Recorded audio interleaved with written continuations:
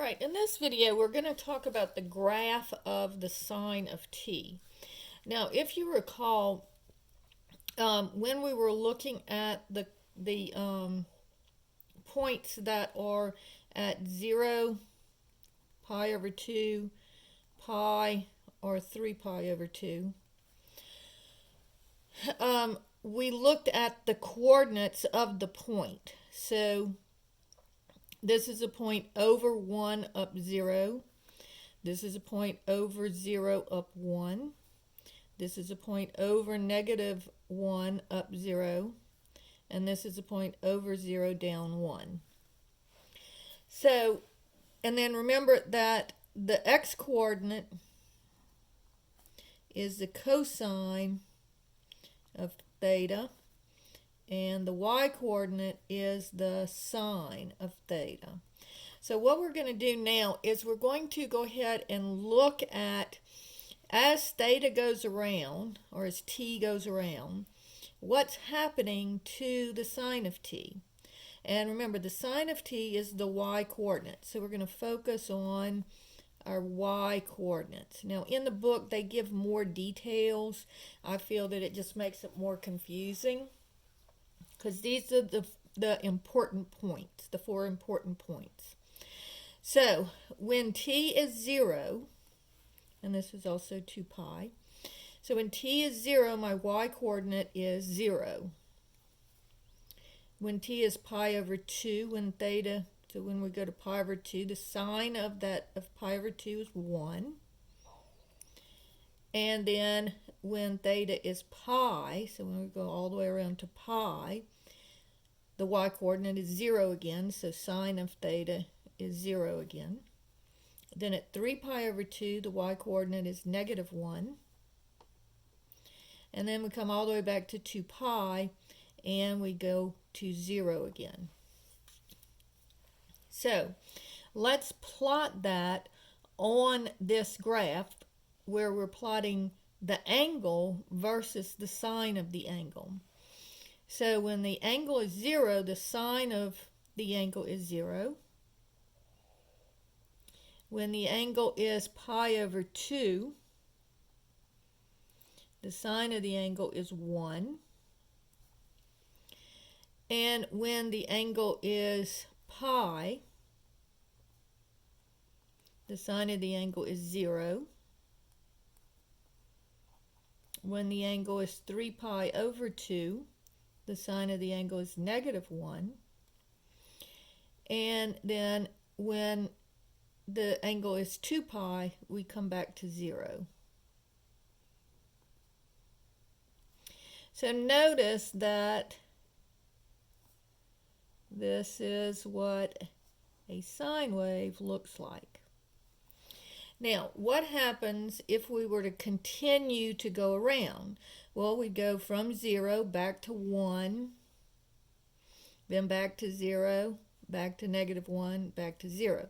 So this would continue to look like a sine wave. Okay, and that's what this is called, is a sine wave. Now, from the starting point to where it starts to repeat itself, right? So in this case, from 0 to 2 pi, that is called the period of the function. And notice the period of the sine function is usually 2 pi. Now we're going to talk about how that can change. All right? Also notice that, and I'll draw a little dotted line here, the top, the highest it can go is 1. And then notice that same thing here, it never goes below negative 1. So it's always between 1 and negative 1. Now, this middle line here is called the midline. And so, so the middle line is where it's 0. Then the top line is where it's 1, and the bottom line is where it's negative 1. All right? Now, the amplitude of this curve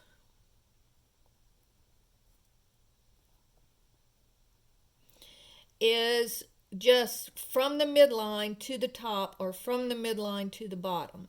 So notice that it is 1. And the amplitude is always positive.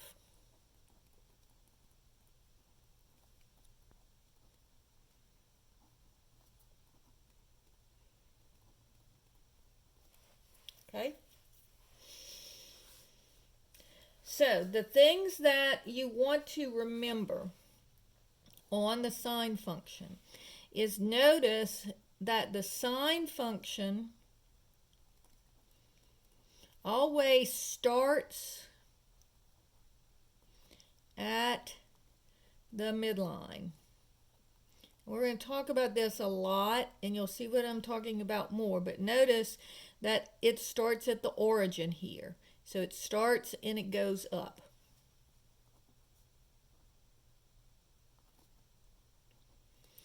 So it starts at the midline, starts at the origin, it goes up, then it comes back down, and then it goes back up again. And when it hits the origin going up again, that's the end of your period. The other things, just to kind of mention, the domain is all real numbers, because I can keep going in this direction and it'll keep going in this direction as well. So here it'll go down and back up and down and back up, and it keeps on going and going and going. So the domain is all real numbers. But notice that it never gets lower than -1 or higher than 1. So my range is going to just be from -1 to 1. Now the last thing that I want you to notice, and I'm going to go ahead and draw this part in too, because it keeps on going in this direction and this direction. So the last thing I want you to notice is that this is an odd function. We already talked about the sine being an odd function. But remember, like if I have x cubed, it looks like a snake-looking thing that looks like this. And so it's in the first and third quadrants. Same thing here. Notice it's in the first and third quadrants. It's an odd function. All right? So, period 2 pi, amplitude 1. The amplitude is always positive. The sine function starts at the midline and goes up. So those are the things to remember.